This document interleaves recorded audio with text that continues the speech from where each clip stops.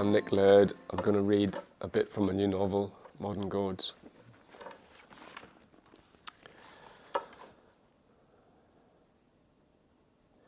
Kenneth plugged the phone back into the charger. The beep, beep, beep went again, and he remembered why he was standing in the kitchen. He tugged the dishwasher open, feeling the ligament twinge in his elbow. No, not the dishwasher. Lifeless, smelling ruinously of yesterday's fish pie. He pushed at the fridge door to check the seal was intact and saw out past the rockery a beige smear on the back lawn. He raised his readers from his nose up to his forehead and with the other hand slid the distance glasses into place.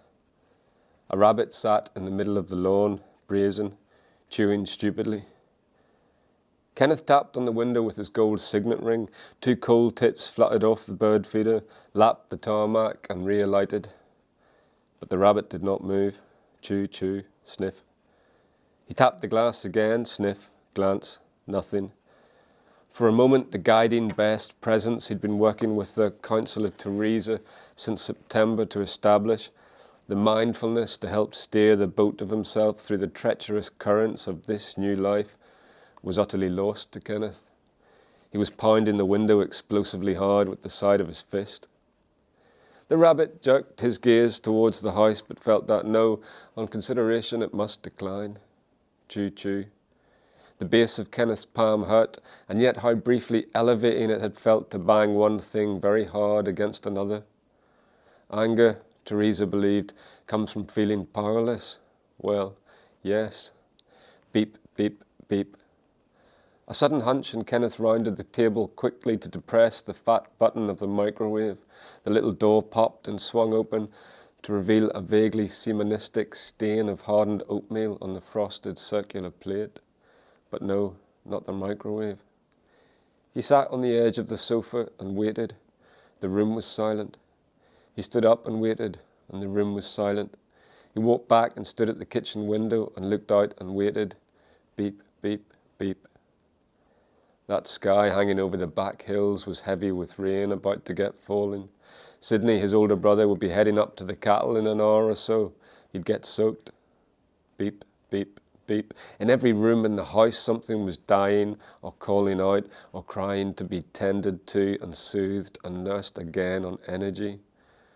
Behind that rabbit, on the hillside in McMullen's field, the pylon, the carrier of all that energy, stood with its arms upraised like St. Kevin's in perpetual ache, bringing the news of heat and light to all these decent bill-paying people. At the beech hedge, the telegraph pole met a substantial black cable and let it down into the soil to swim through articulated tubing beneath the neat lawn and raucous flower beds.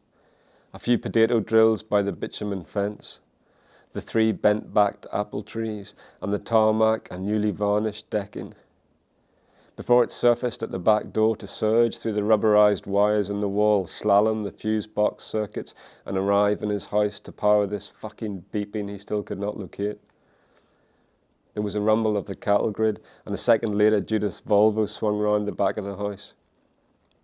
The bunny upped and scarpered across the grass into the beech hedge, and the finality of the movement, the way the coppery leaves gulped down the little marshmallow tail, pleased Kenneth. He liked it best when problems disappeared themselves. He thought of Liz, his eldest, sloping towards him across 25 years, down in the hollow of Faulkner's field, retrieving a rabbit Kenneth had just shot.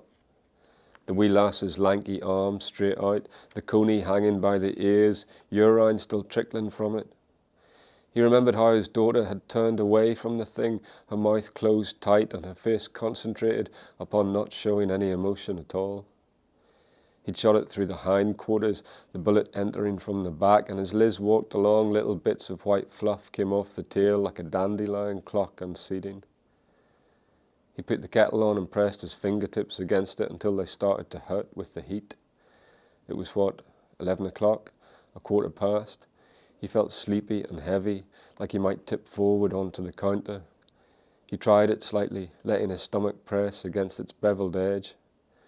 The New Truth Mission calendar hung on a nail by the window, a little black child grinning out at him from Africa, delighted to receive some wispy shaving of Kenneth's £8 monthly direct debit.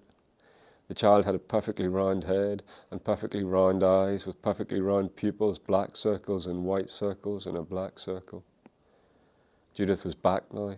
She was just outside. She would come through the door and events would happen. Life would move forward. A starling hung upside down on the feeder, mutilating with a wild flurry of pecks the fat ball he'd put out after breakfast. They went so quick. He'd bought 20 of them in Poundland only a couple of weeks ago. The door of the Volvo banged shut. The sky above the Sperrins was like a sheet of lead, cutting him off from all sources of energy, the sun's heat, the sun's light. He was trying to put off the thought that in 2 days there would be 112 drunk people in his garden, no doubt trampling over his newly planted flower beds. The next beep entered his left ear a millisecond earlier than the right, and with a small grunt of triumph he realized it must be the tumble dryer.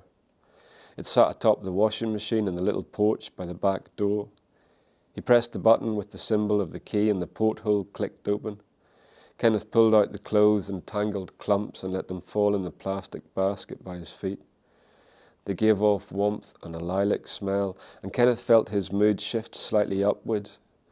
The optimism of a load of freshly tumbled clothes.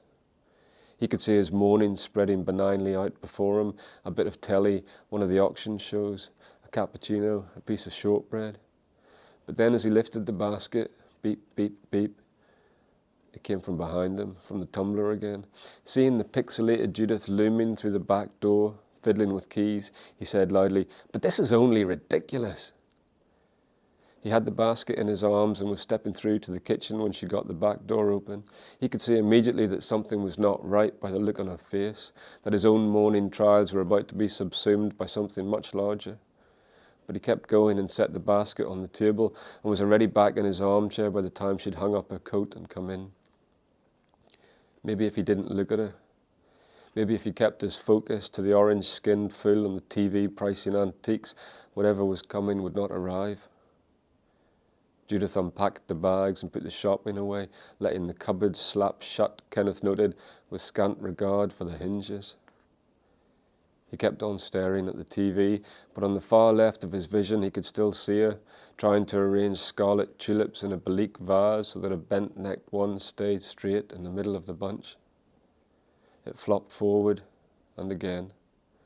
The rain that had been threatening for the last hour started, big drops exploding on the roof of the car, the patio spotted, mottled, in a moment darkened uniformly. "I don't know why I ever buy these. They never last. Honest to God, the petals are already coming off this." Something in her voice, some new alarm, some warning, made him turn to her. He softened as he always did at the sight of sadness and stood up in his new, tentative way and went to her. She was sobbing now and fell into him and held him while he repeated, although he knew the answer, "What's wrong? What's wrong? Whatever's wrong now?"